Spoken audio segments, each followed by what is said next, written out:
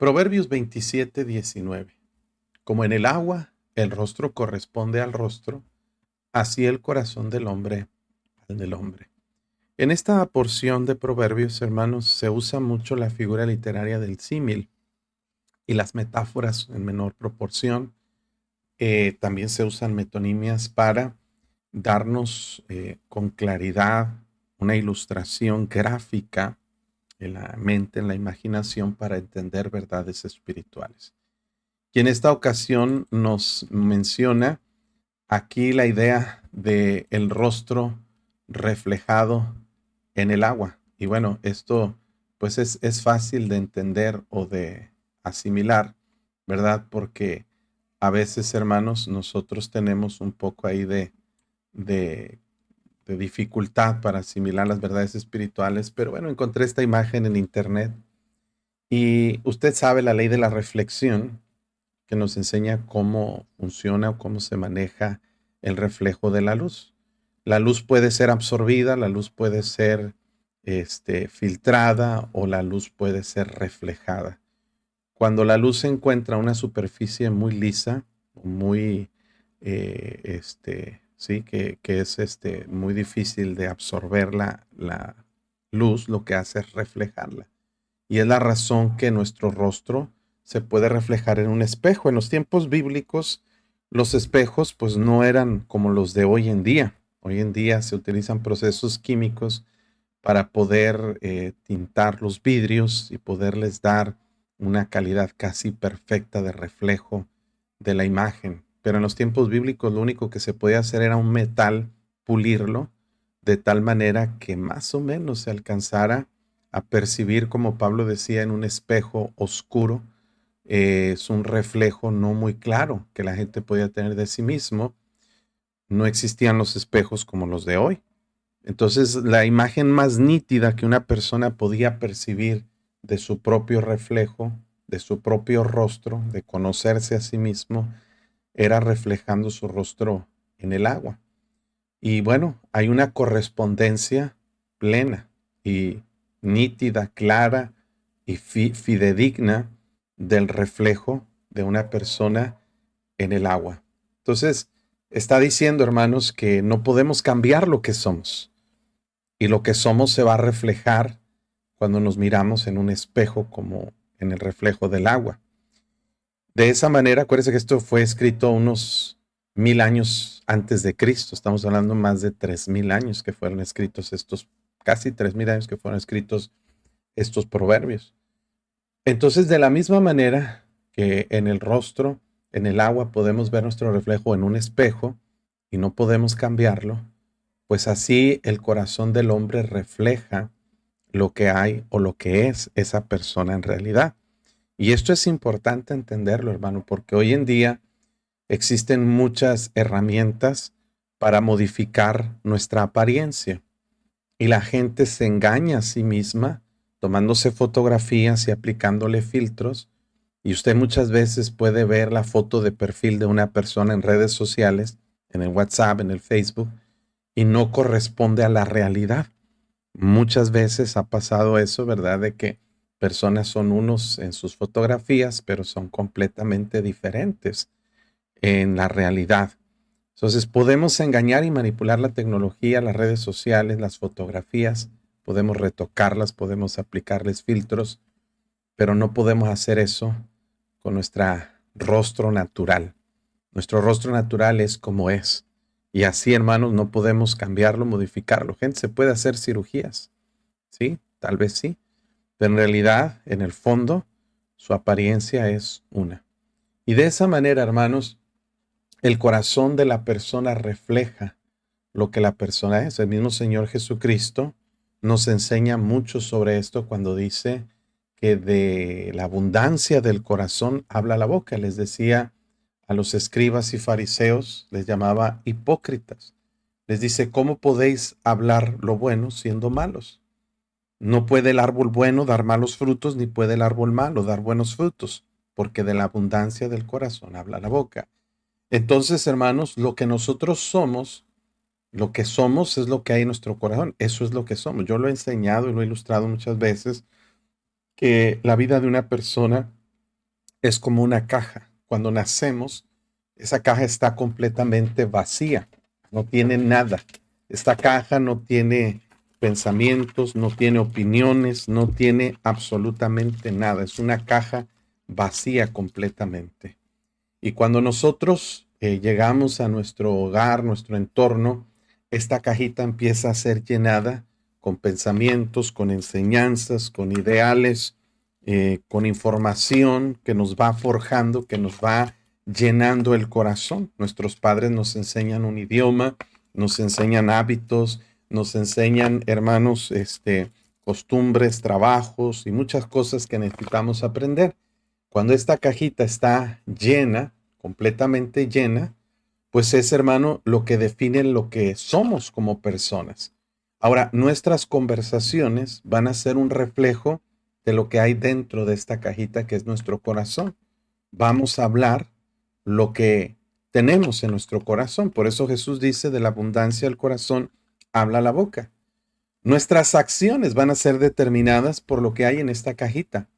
Está diciendo el Señor en Marcos 7 que de dentro del corazón salen los homicidios, los malos pensamientos, las borracheras, los adulterios, todas estas cosas de dentro del corazón salen.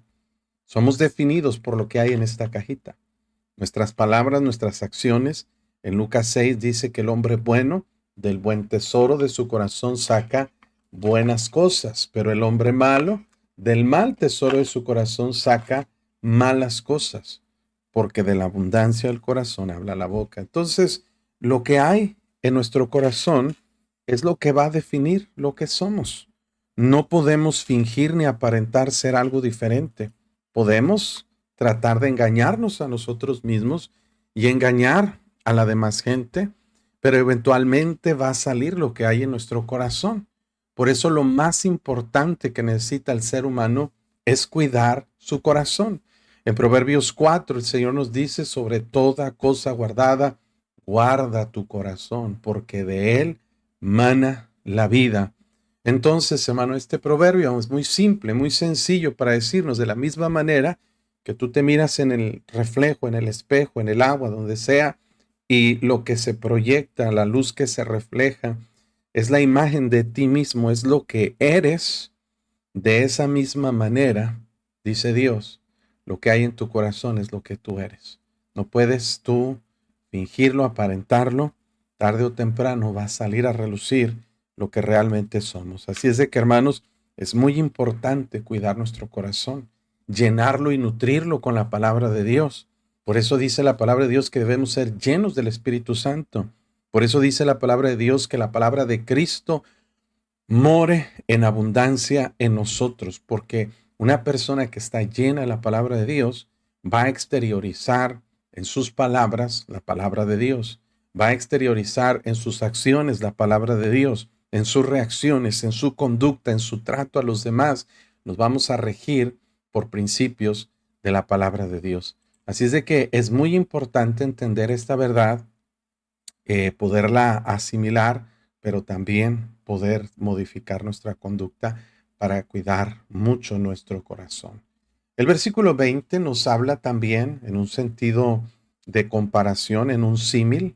Recuérdese que hay varias figuras. En Proverbios, los primeros capítulos usan mucho la antítesis, lo que son los paralelismos antitéticos, los paralelismos sintéticos. Luego se usa mucho, pues ya un poquito más la forma de la poesía, y ahora estamos utilizando más frecuentemente el símil y la metáfora para hacer comparaciones y entender las verdades espirituales de una manera más sencilla.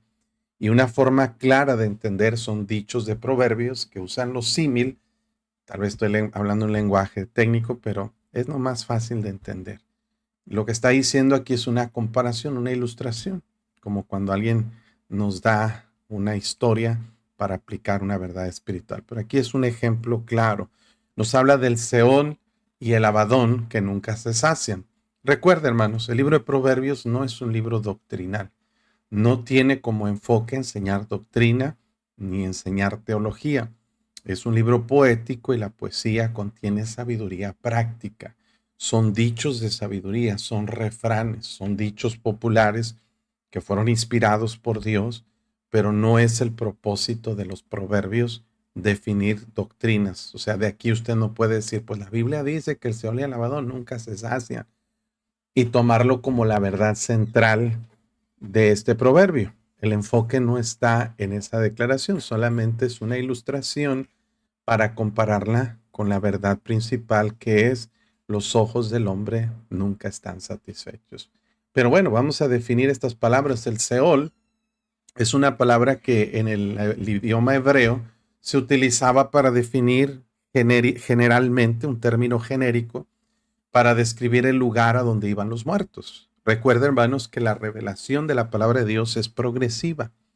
Dios va dando información al ser humano eventual y gradualmente, conforme el ser humano está listo para percibir las verdades espirituales.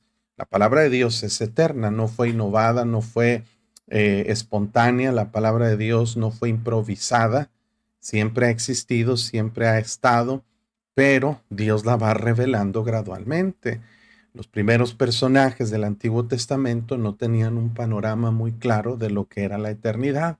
Simplemente tenían ideas, nociones que dejan de ver en las escrituras que nosotros tenemos.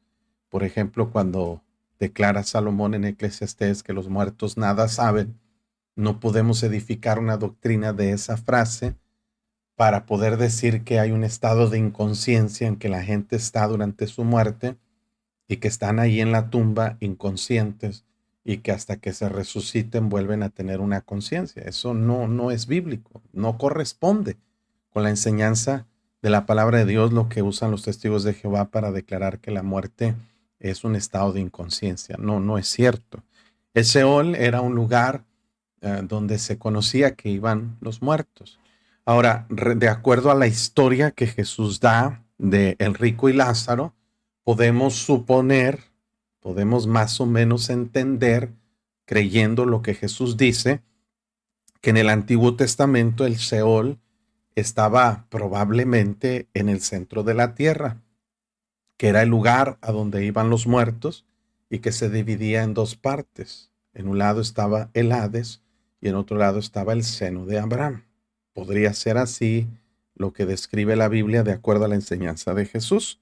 Posteriormente, hermanos, cuando Jesús paga el precio por nuestros pecados, pudiera ser el caso, y así lo creemos, que se abre el acceso para entrar en el cielo, y ahora esa gente que estaba en el seno de Abraham pudo entrar en el cielo, y hay evidencia bíblica por lo cual creemos eso. Por ejemplo, la primera mención que se usa del cielo como un paraíso está en la crucifixión, cuando Jesús le dice al ladrón: hoy estarás conmigo en el paraíso. La palabra paraíso es la misma palabra en griego que usa el apóstol Pablo para describir que las revelaciones que tuvo del tercer cielo, y usa la misma expresión, llevado al paraíso, donde vio cosas, está hablando en tercera persona, que no les es dado al hombre revelar.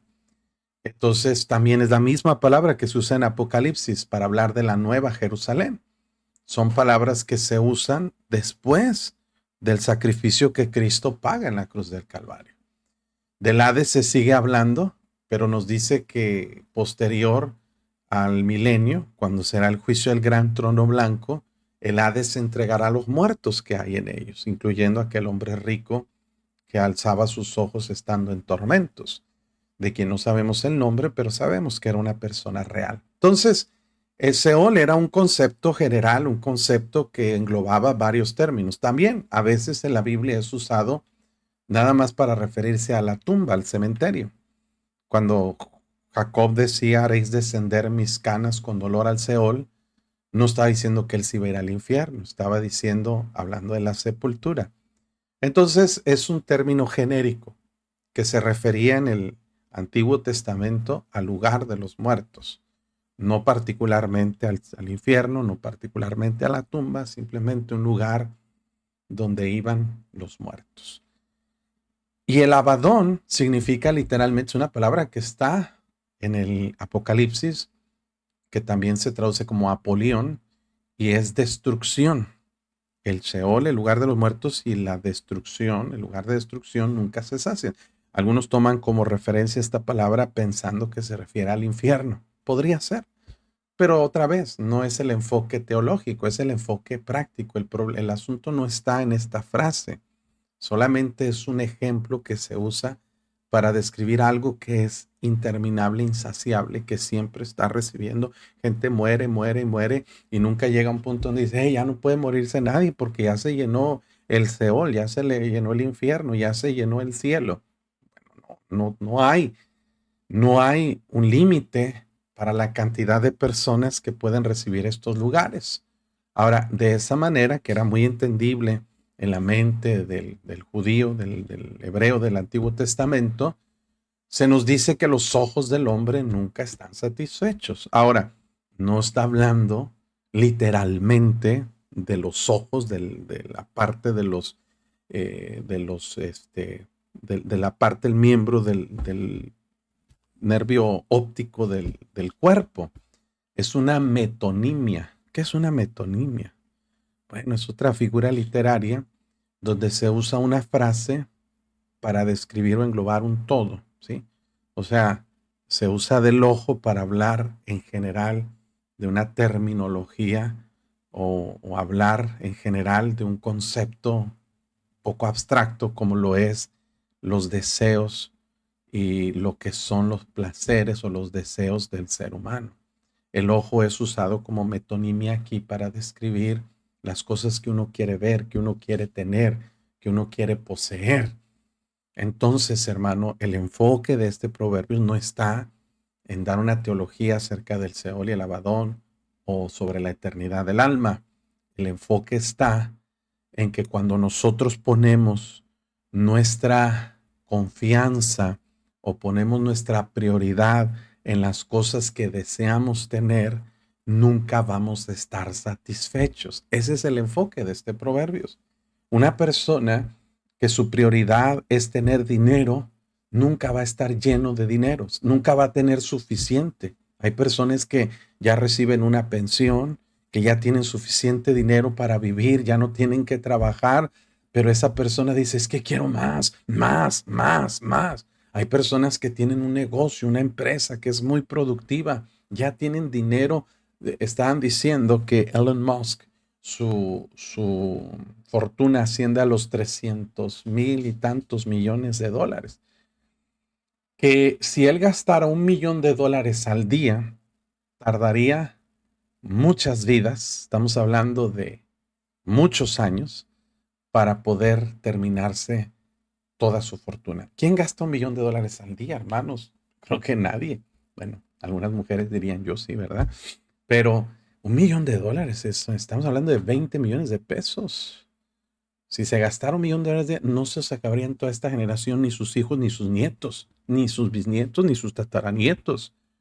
Pero ¿qué sale? Que, bueno, está buscando más, quiero más, quiero más, quiero más. Y eso es lo que pasa con la codicia, la avaricia. Y es que hay algo que nosotros no entendemos, hermanos. Somos seres constituidos en tres partes. No somos trinos como Dios. Dios es trino. Dios es un Dios en tres personas. Nosotros somos seres tripartitos. Tenemos tres partes que constituyen nuestra existencia, nuestra persona, nuestro ser. Tenemos un cuerpo, que es la parte física, que es este tabernáculo, esta tienda que nosotros habitamos, y tiene necesidades y deseos. La parte física del ser humano tiene necesidades, pero también tiene deseos. Tiene necesidades como lo es el alimento, el techo, la ropa, pero tiene deseos, tiene pasiones. Este cuerpo quiere placer, quiere ver, quiere disfrutar de ciertos placeres terrenales, pero solo es el cuerpo quien a veces domina la parte del ser humano, y una persona carnal vive satisfaciendo solamente sus instintos carnales. Pero dentro de nosotros hay un alma, que es el aliento de vida que Dios puso en nosotros, que define nuestro ser, nuestra persona, nuestras emociones. El ser humano tiene un alma y el alma tiene necesidades. Nosotros no solo necesitamos placer, no solamente necesitamos comida, no solamente necesitamos vestido, también necesitamos afecto, seguridad, aceptación, integración, ciertas cosas que el alma necesita. Hay personas, hermanos, que viven en un pleno carnal y lo único que viven es para satisfacer los deseos de la carne. El hedonismo era una corriente filosófica que se eh, dedicaba específicamente a suplir lo que la carne quiere. Solo hazlo. Lo que tu carne quiere, dáselo. Sin límites, sin restricciones. Eso es hedonismo. Y luego tenemos la parte emocional. Hay personas que viven por emociones. Todo es lo que yo quiero, lo que yo siento, lo que yo pienso. Ahora, estos dos plenos, hermanos, son meramente humanos, son terrenales. Se pueden buscar hasta cierto punto satisfacer, pero nunca van a tener la plena satisfacción. ¿Por qué? Porque hay una parte del ser humano, hermanos, una parte del ser humano que pocos entienden, que pocos conocen, y es el espíritu. El espíritu del hombre necesita a Dios. No hay otra cosa que pueda llenar nuestro ser más que Dios. Dice Colosenses, si nosotros estamos completos, satisfechos, plenos, totalmente saciados en Dios. El hombre no puede saciar su ser con dinero. ¿Por qué? Porque nunca será suficiente. Nunca podrá saciar su ser con sexo, placer, con drogas. ¿Por qué? Porque los efectos pasan y las necesidades se hacen y la dependencia es constante y nunca va a ser satisfecho. No puedes satisfacerte con relaciones amorosas o con afecto, con simpatía, con familia. Siempre hay un hueco en nuestro ser que no puede ser llenado. Solo Dios puede crear una completa satisfacción y solo Dios puede hacer que el ser humano esté plenamente feliz y satisfecho. Así es de que este proverbio nos enseña que nuestra mirada y nuestro enfoque no debe estar en las cosas terrenales o en satisfacer la carne. Eso nunca se va a saciar. Nunca va a encontrar una persona que diga, ya tengo todo lo que necesito y soy feliz. No. Personas que tienen mucho dinero son miserables, son vacíos. Fíjense, hermanos, hay gente tan pobre en este mundo que lo único que tiene es dinero. ¿Por qué? Porque el dinero no puede comprar lo que realmente importa. Para ser satisfechos, para ser felices, necesitamos a Dios. Él es todo lo que necesitamos. Él es todo lo que usted y yo deberíamos desear y lo demás viene por añadidura. Por eso Mateo 6:33 dice, buscad primeramente el reino de Dios y su justicia y todas las demás cosas os serán añadidas. Todo eso viene por consecuencia. Pero eso es lo que enseña el versículo 20. El 21 nos habla de el crisol que prueba la plata y la hornaza el oro. Otra vez estamos hablando de un símil. El símil nos enseña, hermanos, básicamente métodos de lo que es la metalurgia o lo que es hasta cierto punto la joyería y nos habla del crisol para la plata. Este es el crisol. El crisol era un recipiente que era resistente al fuego donde se ponían objetos de plata o porciones o pedazos de plata que pues tenía ciertas mezclas o aleaciones que restaban su valor o restaban su pureza. El crisol era una herramienta que se utilizaba para poner ahí la plata y se aumentaba el calor, se ponía en el fuego hasta alcanzar una temperatura extrema donde las escorias de la plata se arrancaban, se quemaban y la plata era purificada. El crisol prueba la plata, enseña del método de purificación que se utiliza hasta hoy en día para que la plata quite toda esa escoria que resta su valor y quede lo más pura posible. Hay una plata que le llaman la ley, no me recuerdo la numeración, pero plata de ley 900 no sé qué, que habla que la plata tiene su máximo grado de pureza. Y de esa manera, también el oro se utiliza la hornaza. La hornaza era algo como esto que les voy a mostrar aquí, más o menos, que era un lugar, se utilizaba como un horno pequeño. Ahí se alcanza a divisar un poquito, a ver si lo muevo un poquito ahí, tal vez ahí se va a ubicar un poquito más. Bueno, la hornaza era como un horno donde se calentaba el oro a una temperatura extrema con combustibles muy flamables para que alcanzara un grado de un punto en el que pudiera ser, ¿cómo se dice? Que puede ser fundido, derretido.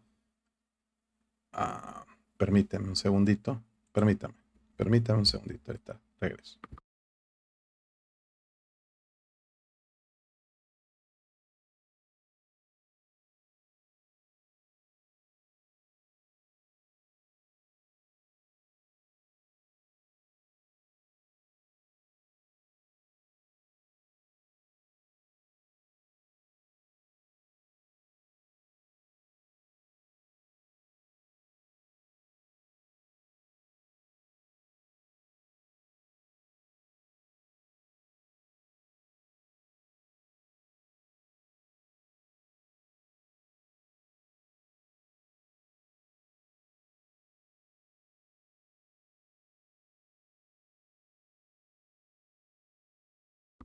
Una disculpa, hermanos, perdón. Estamos diciendo que la hornaza es para el oro, alcanza las temperaturas para fundir el oro y arrancar todas las imperfecciones que tiene y elevar su valor. Entonces son métodos de purificación o de prueba para determinar qué tanto valor tiene lo que es un metal como el oro o la plata. Ya sabe usted que el oro se mide por quilates, de acuerdo a su composición o a la aleación que tiene. Lo máximo son 24 quilates, que es una pureza total del oro. A través de los procesos como la hornaza, como el crisol, se puede determinar el valor que realmente tiene un metal. Bueno, estas son figuras que se utilizan para comparar cómo probar a una persona, a un ser humano. Y uno de los elementos que comprueban la calidad moral de una persona es la alabanza que recibe. Hay un dicho que dice, ¿quieres conocer a alguien? Dale poder o dale dinero. Cuando una persona tiene una sensación de plenitud, cuando una persona tiene una sensación de éxito, de llegar a una cúspide o de ponerse en una posición elevada, que puede ser por una posición de autoridad o puede ser por una posición económica, la persona dice, el dinero cambia a la gente. Eso es error, eso es mentira. El dinero no cambia a la gente, ¿no? El dinero prueba a la gente. El dinero evidencia lo que realmente hay dentro del corazón de la gente. Que hay veces que personas en una necesidad, en una carencia, pueden adaptarse en su conducta a mostrar cierta humildad, cierta sujeción, pero cuando logran sus objetivos y agarran dinero o una posición, es cuando quitan los tapujos, quitan las fachadas y se quitan la máscara y realmente se proyectan como son. Y esto sucede muchas veces en posiciones de política, en posiciones de autoridad. Sucede bastante esto, hermano. Por ejemplo, tengo un amigo que es pastor, buen amigo, buen pastor. Ya a cierta edad pensó en retirarse y entrenó a un joven para dejar de la iglesia. Y en el entrenamiento, este joven, yo lo conocí, yo fui a predicar a esa iglesia. Se veía humilde, se veía servicial, se veía, mire, la perfección andando. Y todos le decían, no, pues él es el ideal, toda la gente lo amaba, lo quería. Y cuando el pastor al fin decidió ponerlo a él como líder de la iglesia, como pastor, mire, hermano, rápido se quitó la máscara y cambió totalmente. Y se mostró lo que realmente era. Corrió al pastor anterior, cambió la música, cambió las convicciones, cambió la doctrina, cambió un montón de cosas Y hermano, la gente que estaba bien enseñada por el pastor anterior dijeron, eso no es lo que nosotros buscamos. ¿Y qué hizo la gente? La gente lo que hizo, hermanos, es irse de la iglesia. Mi amigo el pastor lo que tuvo que hacer fue comenzar otra iglesia con el grupito de gente que tenía discernimiento para entender. Pero ¿qué sucedió con la iglesia? La iglesia prácticamente se destruyó. Por eso yo pienso, hermanos, que es más riesgoso poner en una iglesia que ya tiene historia, que tiene muchos años, poner a alguien que nunca ha pastoreado, es un riesgo, es una moneda en el aire, porque tú no vas a conocer la postura doctrinal y la manera de reaccionar a la posición hasta que no está en la posición. Entonces, cuando una persona trasciende en el trabajo, en la economía, en el negocio, en una posición, es nombrado, eso es lo que va a probar realmente lo que esa persona es. Es lo que va a demostrar lo que esa persona es, el valor que tiene, lo que es la calidad moral y espiritual de esa persona. Así es de que si usted va a poner a alguien en una posición de autoridad, tiene que tener mucho cuidado. ¿Por qué? Por eso dice la Biblia que debemos, dice Pablo a Timoteo, dice, lo que has escuchado de mí ante muchos testigos, esto encarga a hombres fieles que sean idóneos también para enseñar a otros. Hermanos, es una situación muy riesgosa. Estamos en una generación en la que muchas iglesias van a enfrentar un proceso de cambio, un proceso de entregar. Digo, no estoy diciendo que ya esté pasando, obviamente esperamos que suceda en 20 años o 30 años, pero inevitablemente las iglesias cambian su liderazgo. Inevitablemente los ministerios son delegados a alguien más. Los negocios son traspasados o heredados a los hijos.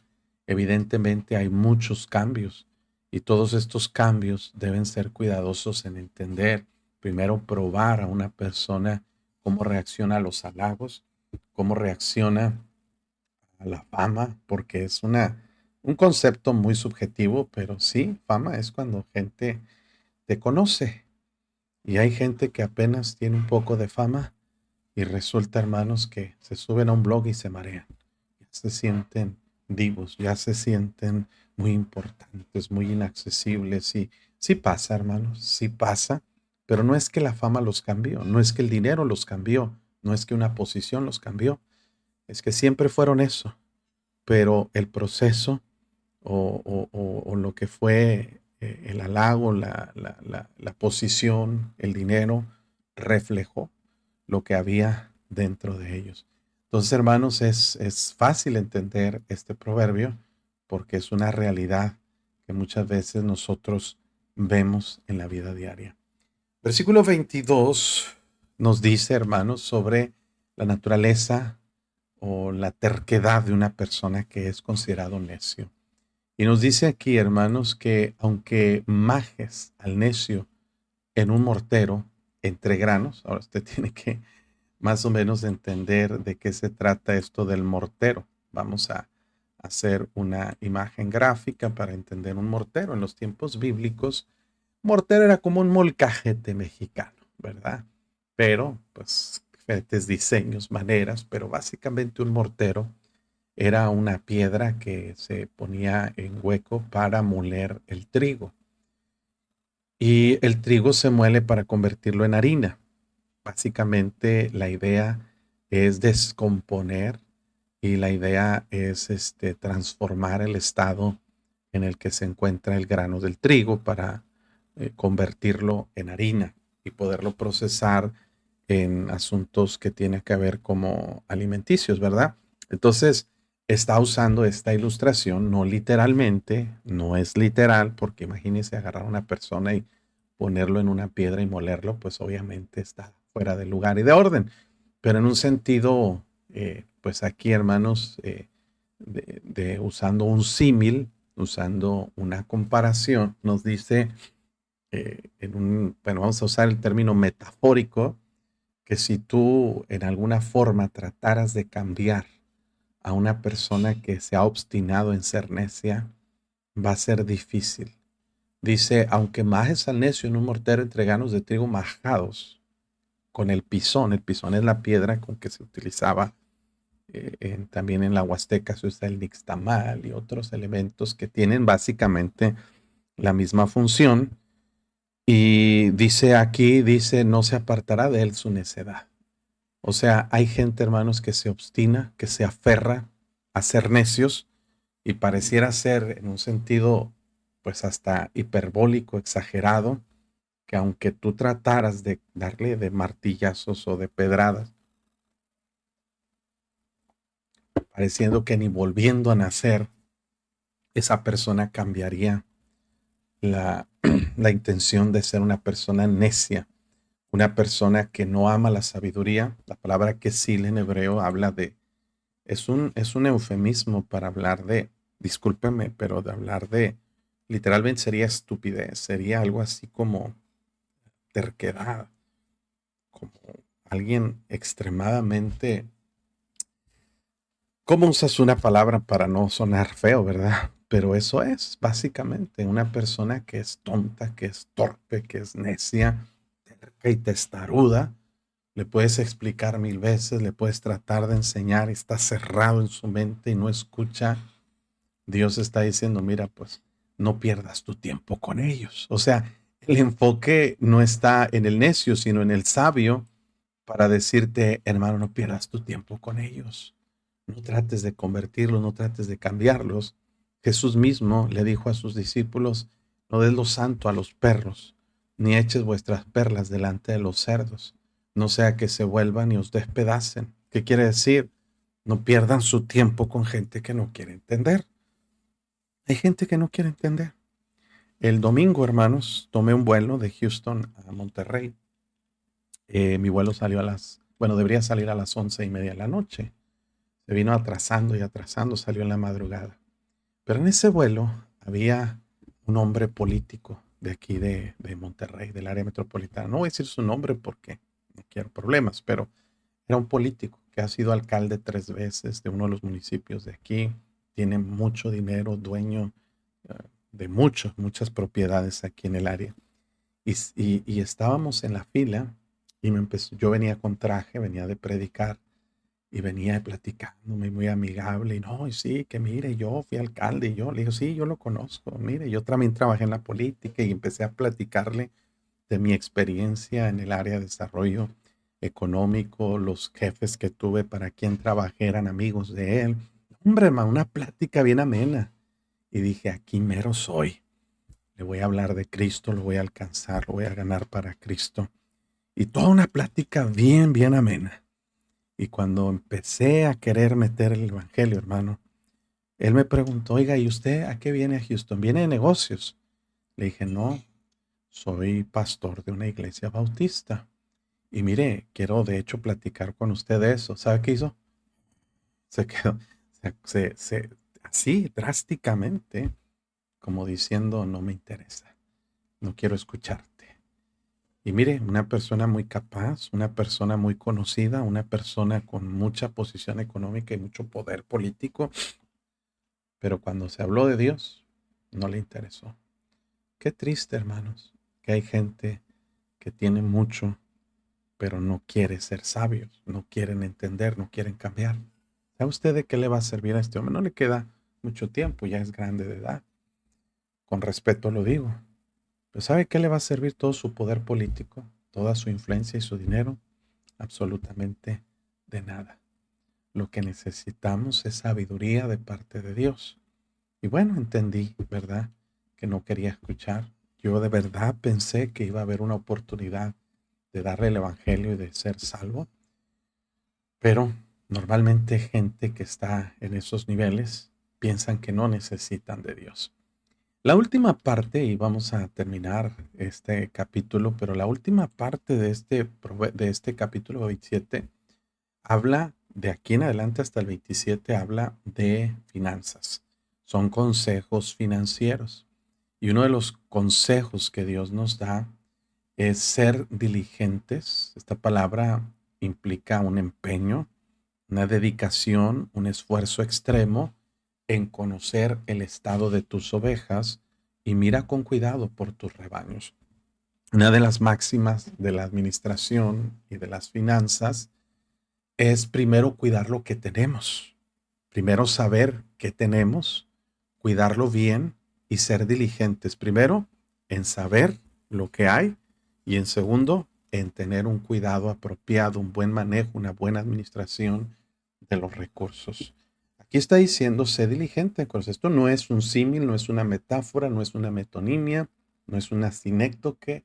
Aquí es un consejo directo. Hey, ten mucho cuidado, ser diligente en conocer el estado de tus ovejas. Obviamente el ganado ovejuno representaba lo que era la economía principal en la nación de Israel.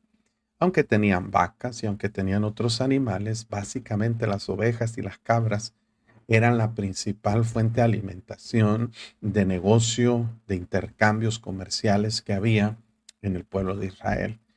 Entonces, dado que es tu ingreso principal y dado que es lo más importante de lo cual te vas a sostener, primero tienes que ser diligente en conocer el estado en el que se encuentran tus ovejas. Esto es una máxima en la administración, es que lo que no se puede medir, no se puede controlar y mucho menos se puede mejorar. Y en todos los aspectos aplica esto. Si tú tienes un carrito que Dios te dio, Dios dice, sé diligente en conocer el estado en el que está ese vehículo. ¿Por qué? Porque tienes que hacerle un buen mantenimiento. Tienes que saber con precisión qué es lo que le está fallando, qué le falta. Hay gente, hermanos, que tiene un carro y parece un árbol de Navidad. Las luces prendidas por todos lados. Si hay algo que a mí no me gusta, hermanos, es traer una falla en el vehículo que yo manejo. Sí, yo no tengo un carro nuevo, me gustaría, pero no. Entonces, lo que tengo, lo que Dios me da, trato de ser diligente en cuidarlo, en este, en hacerle sus mantenimientos. Si prende un foquito, luego atenderlo. Si algo se daña, luego tratar de repararlo. ¿Por qué? Porque luego sale más caro el no prever o no tener cuidado o no saber en qué condición está, digamos, en este caso, tus ovejas. Representa cualquier bien material, cualquier cosa que nosotros podemos tener. Pero aquí está. Cualquier cosa que nosotros podamos tener a nuestra disposición, la casa donde tú vives, Eva, tienes que saber cómo están las puertas, cómo están las ventanas, cómo está la filtración de agua, el impermeabilizado, los recibos de luz, de agua, que no haya cortos, que no haya fugas. Cuando somos fieles en lo poco, Dios nos va a confiar lo que es más. Mire en Lucas, capítulo, vamos a verlo aquí, en Lucas capítulo 10, si no mal recuerdo, pero ahorita lo vamos a encontrar rápido. Creo que es Lucas capítulo 10. Ah, vamos a ver. No. Vamos a, bueno, lo voy a buscar ahorita. Es fácil. Tenemos aquí 16, 10, perdón. Dice aquí, habla del mayordomo injusto, el mayordomo infiel. Dice que había un hombre rico que tenía un mayordomo y fue acusado como disipador de sus bienes. Entonces él le llamó y le dijo, ¿qué es esto que oigo de ti? Da cuenta de tu mayordomía, ya no podrás ser mayordomo. Obviamente el mayordomo pues está hablando, justificándose, pues no pudo, ya sabía que lo iban a correr y hace una estrategia para ganarse el favor de los acreedores de su amo y ganar un lugar con ellos. Obviamente está muy espiritual esta parábola porque no es una parábola que nos enseñe de finanzas en un sentido práctico, pero sí en un sentido espiritual. Está diciendo Dios, mira, tú eres mi mayordomo y tú has hecho mal uso de mis recursos, pero este mayordomo hizo algo bueno o algo que alabó su amo. Usó el dinero que no era suyo para ganar amigos y eso es algo que Dios nos da permiso de hacer. Tú tienes propiedades que le pertenecen a Dios y Dios dice, usa esos bienes para ganar amigos, para ganar a otros para Cristo, para que cuando las riquezas ya no estén, pues entonces tengas algo que permanezca más allá. Ese es un sentido de lo que hizo el mayordomo injusto. Pero, mire, yo os digo, ganad amigos por ver las riquezas injustas para que cuando éstas falten nos reciban a las moradas eternas. Y nos da una percepción sobre riquezas. El que es fiel en lo muy poco, también en lo más es fiel. Y el que en lo muy poco es injusto, también en lo más es injusto. Pero si las riquezas injustas no fuiste fieles, ¿quién nos confiará lo verdadero? En el capítulo de Barbecho a los pobres, hablamos bien definida y bien identificada esta parábola. Es un capítulo bien explicado de esta parábola para que usted lo pueda leer y entenderla cabalmente. Y si en lo ajeno no fuiste fieles, ¿quién os dará lo que es vuestro? Jesús está diciendo, mira, cuida lo que tienes y Dios te puede confiar más. Pero si no eres fiel en lo que tienes ahorita, no, es que si Dios me diera un carro nuevo, ese sí lo lavaría y sí lo cuidaría. Es cierto. Si no lavas y no cuidas el que tienes, o la bicicleta o la moto, ¿cómo puedes esperar que Dios te dé algo mayor? Tienes que ser diligente en lo que tienes ahora, en cuidarlo, en conocerlo, en, de alguna forma, el cuidar de ello. Y mira, eso aplica no solo en lo económico, pero también en lo espiritual y en lo moral. En tu casa debes ser diligente en conocer el estado de tus hijos, de tu familia, de tu matrimonio, de tu trabajo, de tu negocio, de tu ministerio. Debes enfocarte en ser cuidadoso en lo que Dios te ha encomendado y cuidar de ello. Hacer un buen mantenimiento, hacer un buen cuidado y hacer un buen registro. Si tú recibes 100 pesos, hermano, debes ser diligente en saber cómo estás usando esos 100 pesos. Y para eso, hermanos, es importante hacer un presupuesto. En el libro del Barbecho de los Pobres tenemos un formato para hacer un presupuesto familiar. ¿Cuánto recibes y en qué se va cada peso y cada centavo? No es ser fijados, es ser buenos administradores. Un buen administrador sabe a dónde se fue cada peso que recibe y cómo está utilizando los recursos que Dios le confió. De esa manera, hermanos, nos enseña la Biblia en versículo 24 que las riquezas no duran para siempre. Y pregunta retórica, ¿será la corona para perpetuas generaciones? La respuesta obvia, implícita, es no. El dinero no dura para siempre. El dinero se acaba.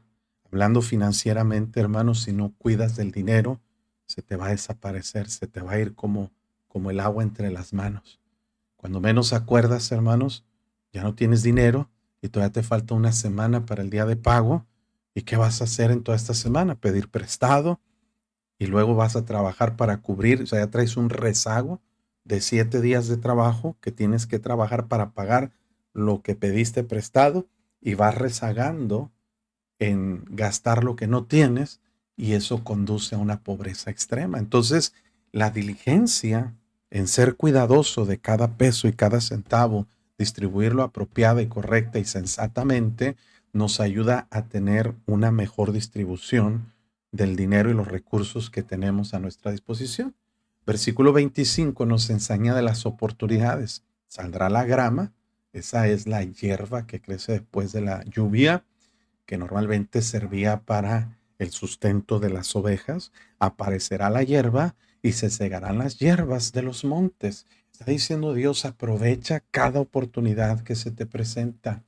Si tú tienes oportunidad de agarrar un poco más, de hacer un poco más, de invertir un poco el dinero para aumentarlo, crecerlo, para usarlo apropiadamente, aprovecha, porque de esa manera estás garantizando la mejor manera de utilizar los recursos. Mire, hermano, eh, la gente que tiene tendencia a pensamientos pobres, dice la Biblia que el pensamiento del negligente tiende a la pobreza, pero el pensamiento del diligente tiende a la prosperidad, a la abundancia. Personas que tienen mentalidad pobre, hermano, gastan el dinero, es decir, usan sus recursos para obtener un beneficio inmediato, ¿sí? Quiero una hamburguesa, gasto mi dinero y recibo la hamburguesa, me la como y se acabó el dinero. Pero personas con una mentalidad un poco más próspera buscan que esos 100 pesos se vuelvan 150. Y luego con la ganancia puedo comprar mi hamburguesa, pero mantengo el dinero para producir más dinero. Hay maneras de poder producir un poco más, de poder invertir, de poder ganar, pero el propósito no es yo. El propósito es usar las riquezas injustas que otros puedan ser salvos. Y hermanos, cuando aprovechamos oportunidades, invertimos, trabajamos, hacemos negocios y recibimos mayores réditos, hermano, podemos tener capacidad de hacer más para la obra de Dios. Dice, los corderos son para tus vestidos, los cabritos para el precio del campo. Note esto. Esos ovejas, esos corderos que fuiste diligente en cuidar y luego te esforzaste por alimentar con la hierba, la grama, los cegaste para alimentarlos, para cuidarlos, para hacerlos crecer.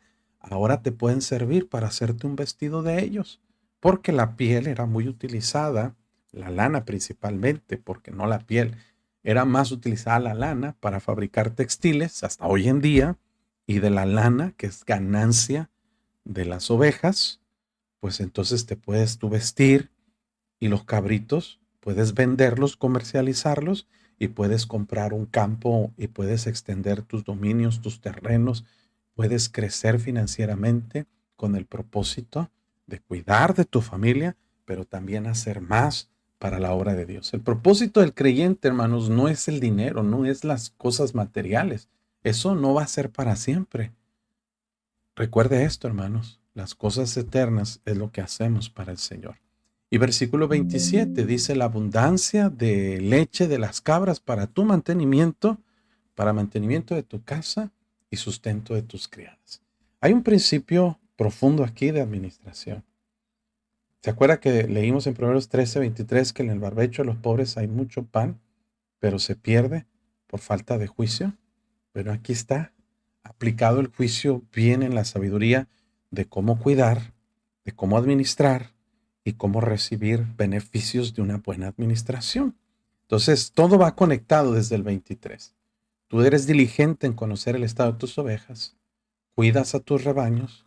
El resultado es que tú tienes que trabajar y esforzarte para aprovechar oportunidades dice, las riquezas no duran para siempre, la corona no es para perpetuas generaciones.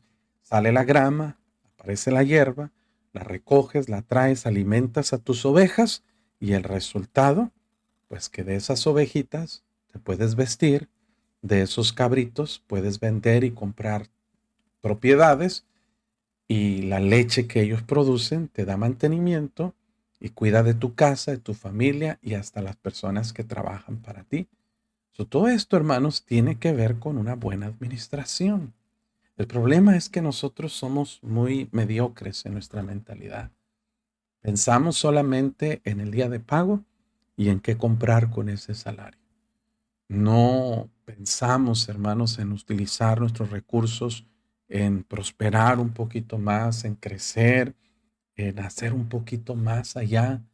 Mira, yo sé, hermanos, que vivimos en lugares donde las oportunidades son muy escasas y donde el trabajo es muy mal pagado.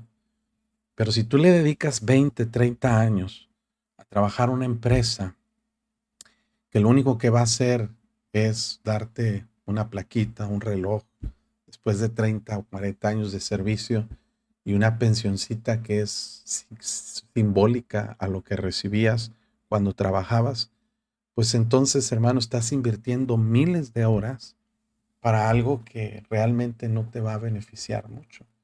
Una persona que es hijo de Dios puede tener la sabiduría de buscar obtener un mejor salario, de obtener mejores oportunidades o de hacer su propio negocio y empezar con la bendición de Dios, la dirección, el consejo y una buena administración a tener un poco más de recursos para liberar nuestro tiempo y nuestros recursos invertirlos en el reino de Dios y su justicia, que Dios bendiga, que Dios prospere y por consecuencia tenemos una vida un poco más tranquila, un poco más abundante, porque el propósito de Dios no son nuestras riquezas, pero sí es que nosotros nos enfoquemos a lo más importante que es la obra de Dios.